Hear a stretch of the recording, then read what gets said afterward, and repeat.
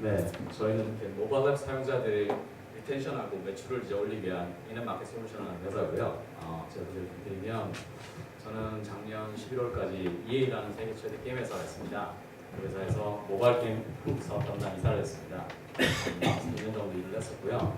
하다가 뭐 이런 게 없지? 라는 고민을 하고 찾아보고 회사에 직접 만들어 보려고 하다가 안 돼서 그만두고 제가 창업을 한 케이스고요. 뭐 이런 경우가 사실 성공하는 분들이 제일 없고요. 개인적으로는 이제 세 번째 창업이고요. 학교 출신이고 스스로 지금도 프로그램 하고 있고요. 현재는 지식경제력 소프트웨어 마스터라는 사업에서 이제 개발 멘토 애들도 가르치고 있습니다. 뭐 모바일 앱 마켓 잘 아시죠? 15 빌리언이라는데 뭐 실제 감은 안 오고 엄청나게 가파른 성장하고 있고 연평균 40% 성장 전망입니다. 네. 그래서 저희는 B2B거든요. 고객이 모바일 앱 퍼블리셔입니다. 뭐 CJENM, 넥슨 이런 게임들 만드는 회사, 뭐 제니버스 같은 앱 만드는 회사 이런 분들입니다. 그런 분들한테 물어봅니다. 고객과의 소통 어떻게 하느냐? 답이 이렇게 나옵니다. 이메일로 합니다. 모바일 웹에서 합니다. 앱스토어 상품 페이지에서 합니다. 트위터, 페이스북을 씁니다. 이런 얘기를 많이 하거든요. 근데 저게 잘 생각해 보시면 돈이 많이 들고 쓸데없어요. 효과도 측정이 잘해도 어렵거든요. 근데 사실 문제는 거기 있지 않아요. 그리고 더 큰 문제는 저기 누가 오냐는 거죠. 대형 사람 이런 사람들이 충성도가 높거나 화가 난 사람들이 굳이 시간을 내서 애써서 찾아오는 겁니다. 이메일을 왜 보낼까요? 문제가 있으니까 보내는 겁니다. 아니면 자기가 바라는 바가 있는 거예요. 그거는 모바일 웹도 마찬가지예요. 앱스토어 상품 페이지 왜 갈까요? 앱 좋아요. 앱 싫어요. 이거 짜증나요. 이런 거 하러 가는 거거든요. 트위터, 페이스북 마찬가지입니다. 자기 불만들이나 이런 거 있을 때 가는 거예요. 근데 그럼 이런 별컵을 생각해 봤을 때 맨 끝에 로열티 높은 사람, 로열티 낮은 사람 그 사람들 제외하고 대다수가 어디 있죠? 가운데 있습니다. 조용한 다수.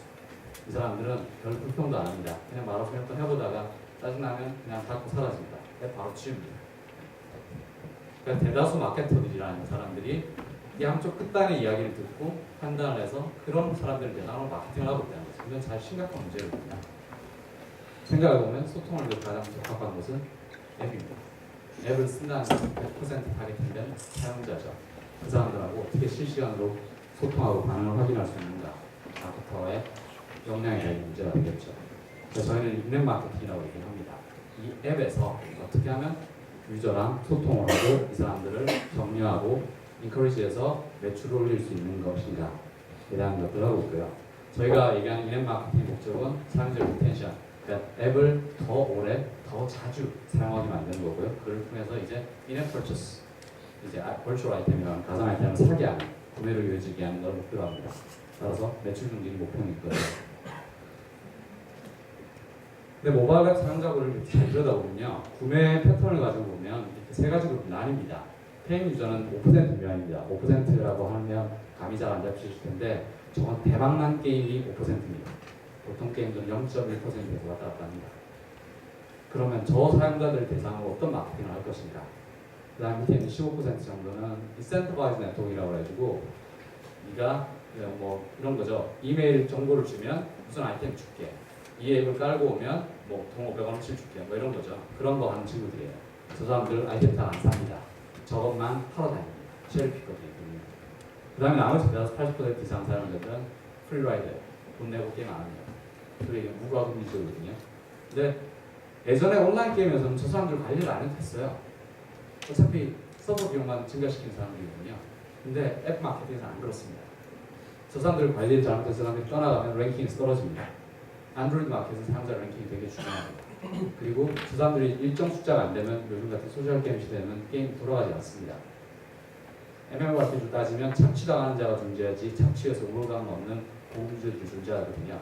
그런 식의 패턴을 생각해 보시면 되고요. 그래서 각기 다른 마케팅을 해야 됩니다. 그래서 저희가 하는 일은 SK 랩에다 심어서 모바일 유저들의 행태를 관찰합니다. 그리고 분석된 사용자들의 프로파일을 만들어서 그 사용자들 타겟을 나누고요. 그 다음에 더 많이, 더 오래 사용하도록 관리를 합니다. 그리고 당연히 이제 컨버전 매니저에서 인앱 퍼처스 아이템을 많이 살 수 있도록 이제 유도를 하는 것들을 목표로 하고 있고요. 그래서 저희는 유저 타겟팅을 하고 ARM이라는 전통적인 이야기들이죠.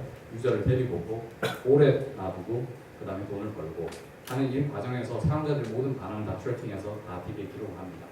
그리고 다시 분석을 해서 다시 또 타겟팅을 하는 이런 순환구조를 가지고 있고요. 그래서 보시면 이 예제 화면인데 저런 식으로 이제 공지사항을 알린다든가 특정 유저분 프로파일에 대해서 공지사항을 할 수 있다. 두 번째 업데이트 알림 같은 경우는 이전 버전 앱을 사용하는 사용자들에게 보여지는 화면입니다. 그 다음에 특정한 이벤트를 특정 레벨의 게임 유저한테 할 수도 있고요. 또 특정한 유저한테 또 크로스 프로모션 내용들을 광고를 할 수 있습니다. 그래서 뭐 예를 들자면 아이템을 한 번도 안 사용했는데 이런 광고를 합니다. 최초 구매 시 2배의 덱을 줄입니다. 이런 것들을 타겟팅해서 할 수 있습니다. 그래서 그런 것들을 결과를 인식 그래프로 다 보여주시면 인식도가 데이터가 돼서 표시가 됩니다. 그리고 예를 들자면 저는 이 광고가 매번 노출하면 부담스러우니까 노출 빈도를 지금 보시면 월로도 구별이 가능하고 시간당 몇 시간마다 한 번씩 하루에 한 번씩 계속되게 이렇게 설정을 할 수 있습니다. 그래서 이미 저희가 고객을 확보하는 회사들은 네오이즈 게임즈, 넥슨, 나우콘, 모비클 같은 대형 게임 회사들 이제 이미 고객을 가지고 있고요. 앱 회사들은 제리버스, 마랑스튜디오 이런 회사들이 있습니다.